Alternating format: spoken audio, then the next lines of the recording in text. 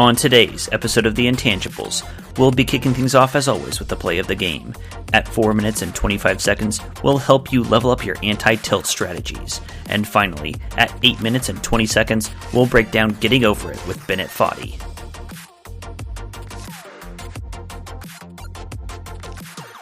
And action! Hello and welcome to The Intangibles with your hosts, me, Kenny. And it is I, Matt. And today we've got a good show for you. Just good. Not a wonderful show. This is going to be a good show. We're going to be doing...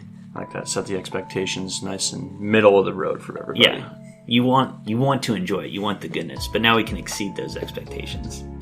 We're going to be doing our play of the game, of course, as always. We're going to be doing a quick level up, which will be tied to our breakdown of Getting Over It with Bennett Foddy. Are you excited about that? Very excited. Very excited. All right, so why don't we start with the play of the game. Poke chat, poke chat, poke chat, poke chat. Who do you got to nominate this week? Who or what, I should say.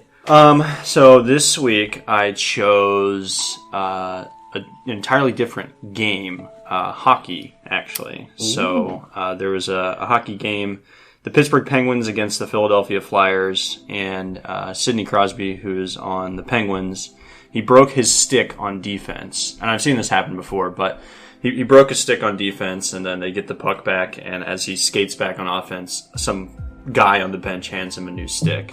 And he proceeds to get a pass and score immediately after that. So my play of the game goes to Stick Guy. The guy who gives the stick. And all the stick guys out there who have done this before, who have supported their other teammates by getting them that stick and enabling them to score. I take it you mean that more than just literal hockey stick guys. You mean... Yeah, you know, the little guy who supports. The philosophical stick guy, as well as literal stick guy. That's good. That's very good. I like that one. So my vote this week is we just played a game, another sport rather than just a game. Uh-huh. We went golfing recently. Mm-hmm. You know, people are getting vaccinated, and golf is already like a good social distance activity. But we went golfing with your wife's dad. Yep. And his partner. Yep. And it was pretty fun. I haven't been golfing in a really long time. I had, much like the show, I didn't have high expectations, you know. You expected it to be a good round. Yeah, and it went pretty well. But the play of the game I want to give to Kate, again, Veronica's dad's partner. Because, how old is she? She is 69. Nice. 69, 420, blaze it. And she played extremely well. And the reason I wanted to give her the nod is because of her consistency, which is something that can be hard to put a finger on. But she just would knock the ball straight pretty much every time, rolled on down the fairway. And that is the style of golf that I aspire to. Sure. I had some of that going, but not. I don't think I was quite as consistent as... Yeah, you definitely had it going too. But yeah, she was very slow, easy swing, and like you said, consistent. So I give her the nod, and then this is kind of also like a low-key way for me to brag on myself and how that golf game went. Yeah, you scored best out of all four of us, so... Yeah, no big deal. But I'm not nominating myself, you know. It's important. That was very tangible. So who should we give it to? I don't know. I mean, that's a tough one. I think we might have to give it to the hockey stick guys because they're so underappreciated. Yeah. And you're giving it to the entire lineage of hockey stick guys. That's right. We need like a plaque for all stick guys to put somewhere. Yeah. Put in the office. Yeah. Need to appreciate those. Okay. So, moving on, we're going to talk about the level up.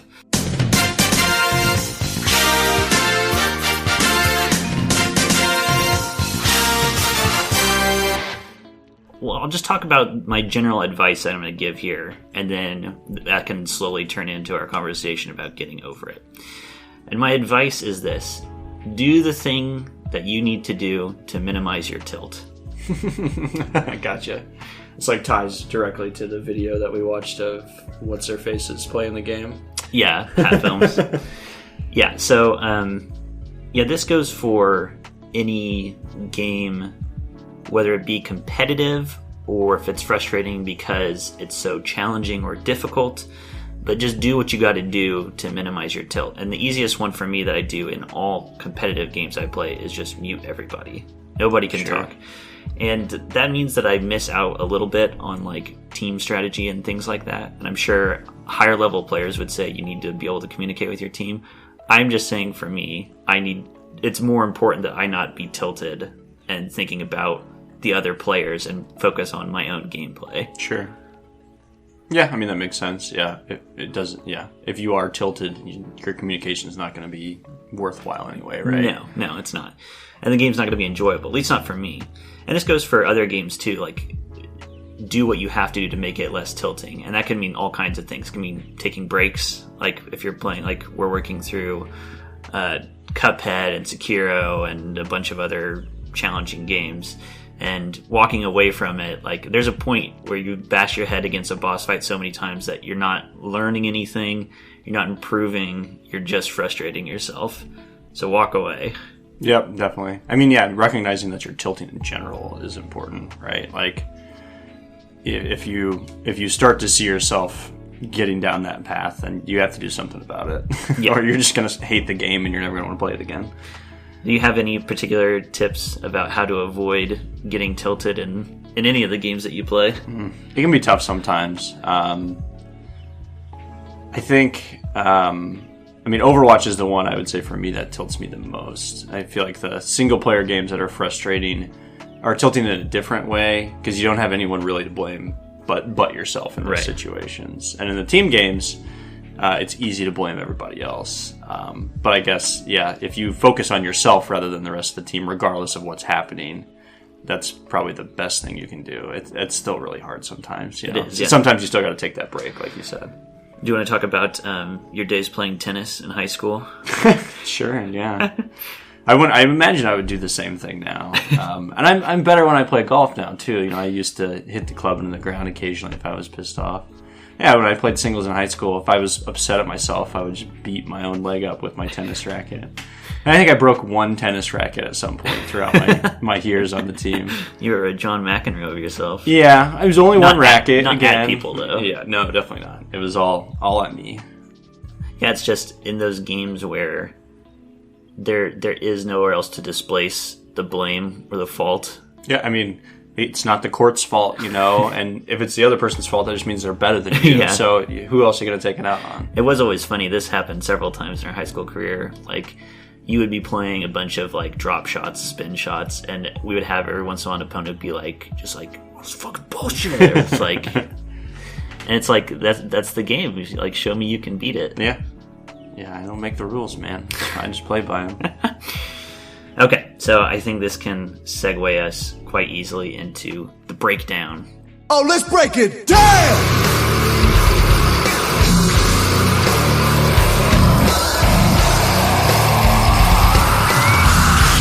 Why are you so angry? Going down the road feeling bad. I'm going down the road feeling bad. And as I said, we're going to be talking about Getting Over It with Bennett Foddy. Now, you mentioned already Hat Films, so this is a trio of UK streamers and YouTubers. Definitely check them out. And, you know, when this game was big on Twitch like 4 years ago, they released a series of videos where they were trying it. So to describe the game, first of all, why don't you describe the game? How would you describe it? It's a 2D pile of rubbish kind of mountain thing that you as the player, you're literally a guy inside of a pot. So your lower half is in the base of a pot. And all you have is your arms and a pickaxe, more or less. Yeah. And you can use your mouse to swing your pickaxe around and pick yourself up on stuff to basically climb this pile of rubbish. Right. And the whole idea is to get over the pile of stuff. Right. It's kind of like a platformer. Kind of, yeah. You're just navigating, jumping, and trying to get a space, but the controls are very unlike controls for other platformers. Mm-hmm. And there's no dying in this game. There's no checkpoints. Right. It's just but what can one happen long is, thing. Yeah, as you climb, there are lots of difficult obstacles. And if you mess up badly enough, you'll slip and fall partway or all the way down. Or not slip and fall, you'll hurl yourself Yes. all the way down. Exactly. And so, we've played this game now. I've played it like 4 hours. You've played it like 2 hours-ish. And you can lose all of that progress in an instant. Yep. Yeah, and 2 hours is... as you progress, you feel like you've gone so far, and then when you do fall, you realize just how little progress you've made. Yeah, that's true. I'd be interested. I didn't do this in my research. I'd be interested in seeing like a zoomed out Of the whole thing. of the whole map. Yeah. What it looks like. See how terrible we are at the Yeah, game. exactly. We're like this far. So it's a notoriously frustrating, difficult game by design. And so, yeah, I watched Hat Films playing this game, and it is really enjoyable to watch somebody else get frustrated at it. But it also, you're watching it. I think one of the things that I felt watching someone play it is like, I can do that. I can do that. Yeah. And like you see it and you're like, just fling yourself over there. It's so easy to think that, and this is a bigger idea in general, but like when you watch somebody do something, it's like, I can do, come on, man. It's like, Mom, if I knew how to play guitar, I'd be great Exactly. at it. But then you get in the game and the controls are the biggest obstacle. Super simple, but they're not easy by any means. Yeah, like figuring out what the rules are of what sticks to what and what your mouse movements, your rotations do are a little bit funky. Because your mouse is controlling the end of the hammer, kind of. Right. Because like there's a little like glowing circle indicating where your cursor is, but it will normally it's on the head of the hammer, but when it strikes something, your cursor keeps moving, so it's not exactly. And actually, there's a voice line from the narrator. This is an important part we haven't discussed yet, where he addresses that, and he's asking, "What do you think of yourself as in this game? Are you the man in the cauldron? Are you the cauldron? Are you the hammer? Are you the cursor?" It's like, you're none of those things. Like, the cursor doesn't line up all the time. You're not controlling the body of the guy either. So you're not any one of these things. So these controls are intentionally difficult and unwieldy to use. Sure. And you start the game and you just kind of flounder around like a baby deer trying to get over the first obstacle, Trying to get over the first tree or there's whatever just it a is. tree in your way. And it takes a long time to kind of get your cauldron legs, as it were. Mm-hmm. I think the difficulty is the obvious thing to talk about in the game.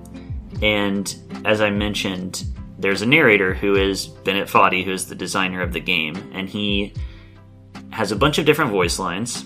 Some of them are just openly taunting you in like a very sideways manner, where he's like, you'll fall down, he's like, oh, you lost a lot of progress there. Just being a real dickhead about it. Which I think is obviously very tongue-in-cheek. It's supposed to be trying to get a rise out of you. Yeah, definitely. Do you think he's effective at doing that? I think it can be, definitely. Well, you've got that, and then he's got songs sprinkled in there with titles and like main lines that are like basically rubbing your face in. Right. Heading down the road feeling bad. Yeah.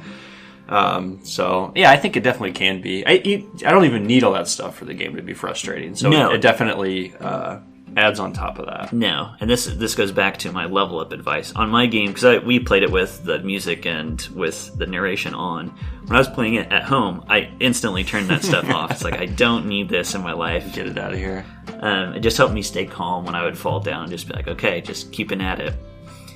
One thing that this game has because we both like difficult games and challenging games. Mm-hmm. One thing that this does really well is you do feel like you're making progress, not just in terms of climbing up higher, because that you can lose at any time, but then when you do fall back down and you go through an area you've done before, you can tell that you've gotten better at it. Mm-hmm. Like, in the amount of time that you've played it, you've gotten much better at navigating and pulling yourself around. Yeah, and you actually have like strategies for certain areas, whereas initially you're just kind of flailing about and seeing what happens. Yeah, seeing what works. Yeah. I think that is also one of the frustrations about it, is that when you get to a new area you haven't encountered before, you don't have a tactic for it. Mm-hmm. And so you just have to try things, and almost assuredly that's gonna send you way back. Yep. Yeah. And we haven't made it very far. Like, there does seem to be sections where you kind of clear through an area and there's like a thing to catch you if you fall. Right. A soft checkpoint. Yeah, you can still fall further from there if you screw stuff up, but yeah, I'm curious if as you go forward, you hit a new area. If it's not like that, you just end up at the beginning. That could definitely be. Yeah, there are certain staging areas in the game. I think I want to talk about some of his voice lines. So he has his voice lines where he's, being an obnoxious prick, very much intentionally. But he's also, in the midst of this, giving you, philosophy. Because he is a philosopher by trade, you discovered. Yep, yeah. So as Wikipedia mentions that the very first line of it is that he's trained as a moral philosopher on topics of drug addiction. And he was also the bassist in the electronic music group Cut Copy, so that's fun. So early on in the game, when you start climbing a little bit, he starts talking about the game, and he starts talking about its inspiration. He says, anyway, when you start sexy hiking, which is the game that inspired this, you're standing next to a tree, which blocks the way to the entire rest of the game. It might take you an hour to get over that tree. A lot of people never get past it. You prod and poke at it, exploring the limits of your reach and your strength, trying to find a way up and over. There's a sense of truth in that lack of compromise. Most obstacles in video games are fake, and this is what I want to talk about. Most obstacles in video games are fake. You can be completely confident in your ability to get through them once you have the correct method or the correct equipment, or just by spending enough time. In that sense, every pixelated obstacle in sexy hiking is real. Okay. So there's... He just called it fake and real simultaneously? I think he's saying most obstacles in video games are fake, not mine. My game, these are real obstacles. These are real challenges. And he's also saying sexy hiking, there were real challenges too. Yeah. Well, it's the same shit though. Maybe it's easier to learn the Super Mario 1 pathing or something like that, but you can I still think you can figure out methods and techniques to get through stuff in his game. Yeah, so this is getting at a big discussion about games in general, and I come at this from a role-playing game design standpoint and designing modules.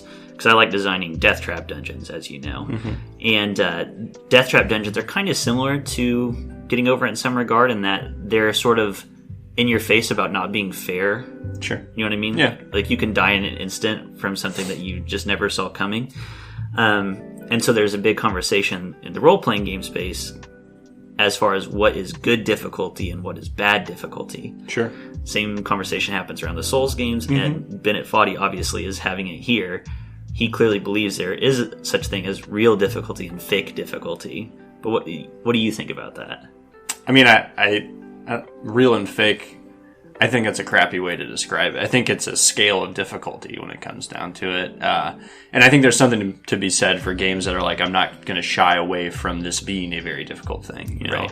A lot of people complain about Sekiro when it came out because there was no easy mode. And that's not what FromSoft does. They make the game, and this is how you play it. And they actually make a hard mode on top of the normal hard mode. But I respect that. I think that's fair. And that doesn't take anything away, though, from a game that...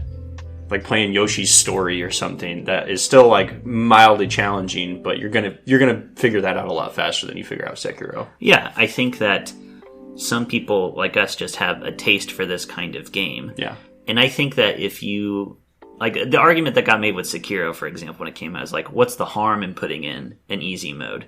And I mean, I am going to speak for Bennett Foddy for a second. It's that's not their vision. That's not the experience they want you to have with their game. They're trying to deliver an experience. And if you gave an easy mode, it wouldn't be the same game anymore. Right. There was a mode of getting over it where you could get power-ups that let you fly over short distances. It wouldn't be the same game anymore. It wouldn't be the same experience. Yep, definitely. But yeah, I think it's kind of damaging to call it real versus fake. It's it feels insulting. It definitely is. To a certain player base who's not into the difficult games. It definitely is. He even makes a comparison later on where he's talking about an orange. He's it's a bitter peel with sweet, juicy fruit inside. And he's that's not how I view difficult games, though, or a challenge. He's a challenge to me is coffee or a good beer. It's the bitterness is the point of it. And the frustration that you feel is what makes it triumphant when you succeed. And we've had that experience a million times, facing a boss, facing the watchdog of the old lords for 2 weeks straight, and finally beating it and being just overjoyed that we managed to do it. Mm-hmm. Yeah, I think I I just can't help but think when it comes to talking about obstacles in video games, it's like all obstacles in video games are fake. They're all created. Well, yeah. And they're all manufactured. Yeah. And I think, he kind of betrays himself when he says, unrelentingly difficult, when he himself puts in, as we said, checkpoints in the game. Sure, yeah. As like kind of safe zones. Mm-hmm. You clearly designed this with some level of acceptable challenge in mind. This isn't a Mario Maker level with a 0.1% clear rating. People have done it. You made it to be beatable. So of course it's fake. Of course it's manufactured. I'm thinking about like fake obstacles in video games now. And in my mind, that would mean like something that's legitimately random to where there's no skill involved. Yeah. So it's fake in the sense that it's a 1 in 10 chance that you're going to get through it no matter what. Right. No matter what you do. Or like, let's say there's a mechanic in this game where every once in a while randomly the controls could invert, and moving your mouse one way moves it the other way. Yeah, that would make it more challenging for sure. Yeah. But in a bullshit way. Right. It would be unfair. And I think that's the difference between, like, I would say good difficulty and bad difficulty rather than real or fake difficulty. Yeah.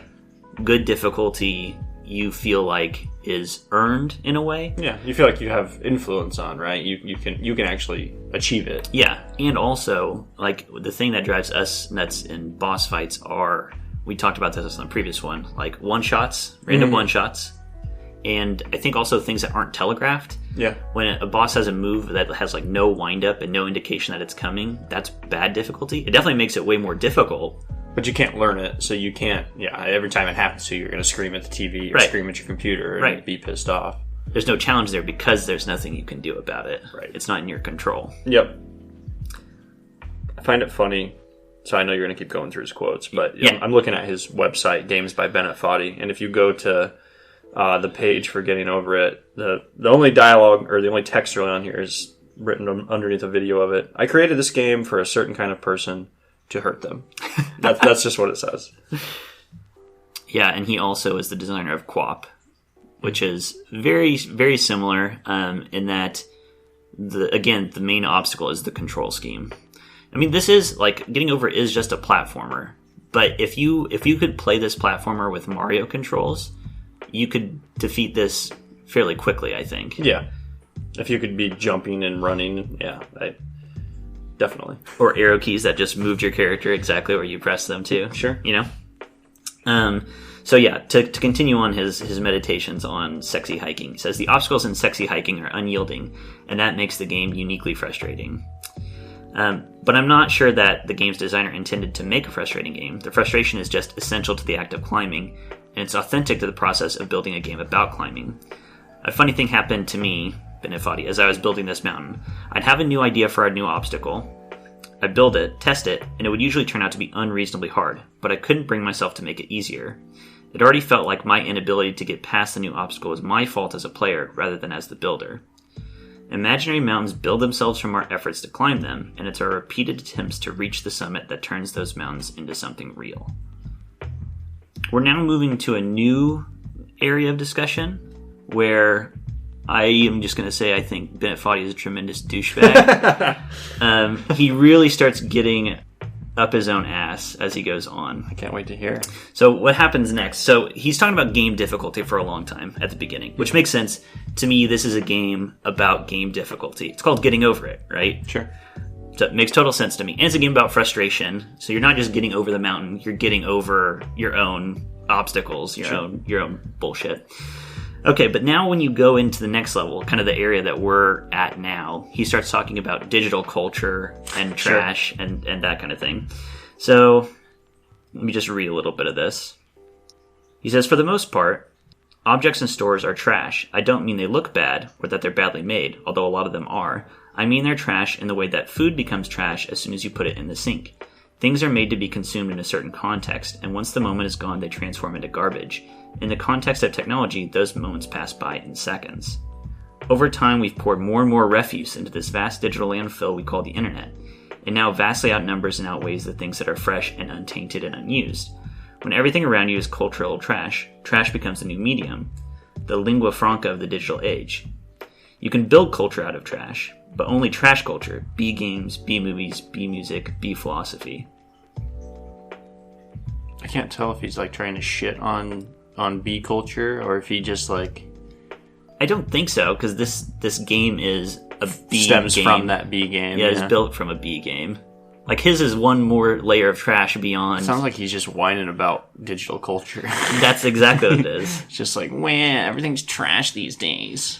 Yes, and then this is where he really just jumps the shark for me. He says, so here's a little bit for you. Everything's fresh for about 6 seconds until something newer thing beckons, and we hit refresh. And there's years of persevering, disappearing into the pile, out of style, out of sight. He's like... No, he's just trying to write poetry. Yeah, that's exactly right. When games were new, they wanted a lot from you, daunting you, taunting you, resetting and delaying you. Players played so stoically. Now everyone's turned off by that. They want to burn through it quickly, a quick fix for the fickle, some tricks for the clicks of the feckless. But that's not you. You're an acrobat. You could swallow a baseball bat. And yeah, at this point I'm just like, okay, you made a game, a platform that's really hard. What's going on now? He sounds like he sounds just like the people who scream about Dark Souls games basically on the internet, and talk about how anything of less difficulty is, I don't know, not worth your time, kind of. That's definitely how it comes across to me. He's like, all these other people playing these trash games, these games that it's like nobody wants to put the time and effort into playing a hard game these days. I mean, I don't. There's nothing wrong with an easy game. I mean, maybe his whole intent with this is to just irk you as the player and make you want to beat his game. I don't know. I think that could be. I mean, that quote you read from his site, I made this game to hurt a certain kind of player. Yeah. Definitely feels like that could be the case. But, I mean, at the end of the day, I mean, he's right. This game does, scratch and itch for me. It does the same thing that these Souls games do to a certain level. It's just interesting to me that, I mean, this game strips away all of the flavor and lore and extra stuff that I do like about those other games, but when you strip it all down, I'm still engaged by just, you tell me I can't do something, but it's possible. It's just a mechanically challenging thing. And I really want to then. Yeah. It is interesting. I'm thinking now, we've been talking about his quotes, and we've talked about the text on the website. And I really do wonder, if every single one of those lines is purely intended to just piss you off as a player. Like, he's writing that potentially seriously or potentially just completely not seriously just to piss you off and make you mad while you're playing the game. I mean, everything else about the game is designed to make you mad, so I guess I wouldn't be too surprised. I'd be curious what some of the names of the songs that they play are. Yeah, going down the road feeling bad. Poor Me Blues. Whoops-a-doodle. It's like, yeah, you play Whoops-a-doodle after you launch yourself off the very top to the bottom. That sounds about right. Going down the road feeling bad makes a return. The reprise. Easy Street. Oh, it's funny. So these actually happen on a certain number of falls, yes, too. They're tied to how many times you've fallen on down. your 30th fall, it plays Easy Street. I saw, too, there's a voice line for if you've clicked the mouse 500 times, he says you might want to loosen your grip on your mouse or something like that, because clicking does nothing in the game. The 33rd fall, 6 cold feet in the ground. Oh, my gosh. Poor boy a long ways from home. See, I can respect these things that are like taunting you like this, but I think you're right, because those things don't piss me off. I kind of have a chuckle about it. Sure. When he starts reading his shitty high school poetry, I actually do get mad at him. Meditating about digital culture and trash, and it's just like, you frick. Yeah, you're right. Clicking 500 times, he says, listen, this is a little awkward, but you've clicked the mouse button 500 times now. I'm going to say you're gripping the mouse a little hard. Well, that's what I've got for this show. It's a fun game. If you like a challenge, it's definitely worth. How much did it cost on Steam? It's like $8, something like that. It's I'm sure it'll go on sale at certain points, and it'll be like $2. But sure, it's worth $8 to if you're into that kind of challenging game. Enjoy the frustration. Yeah, I would recommend, if you are into it, playing with someone. You could do it like trading off, which is what we did. But also like doing side by side. That's part of what made the Hat Films experience so good. Is they were just all three playing their own versions and screaming about where they're at. Yes, kind of comparing to each other. Yep, and commiserating. So I think that's a cool way to do it. That's an interesting. I didn't really think about this during your level up, but the pass the controller thing I feel like helps with tilt a lot in general. Like if we're playing a Dark Souls type game, if we're just playing one at a time, handing it back and forth, it helps immensely to keep your temperament steady. Also, it gives you some distance where you can watch what the other person's doing and maybe learn something that you wouldn't when you're just in the heat of the moment. Yep, very true. Little bonus level up for you there at the end of the episode. It's going to cost you extra. That's a little extra that takes us above good and makes it pretty nice. Extraordinary. Well, thanks for joining us, everyone. This is the Intangibles. You can find us on geekspective.com and other places to be determined. TBD. This week goes to Stick Guy. We're here for you, Stick Guy. Round of applause. Stick Guy's All right. Adios.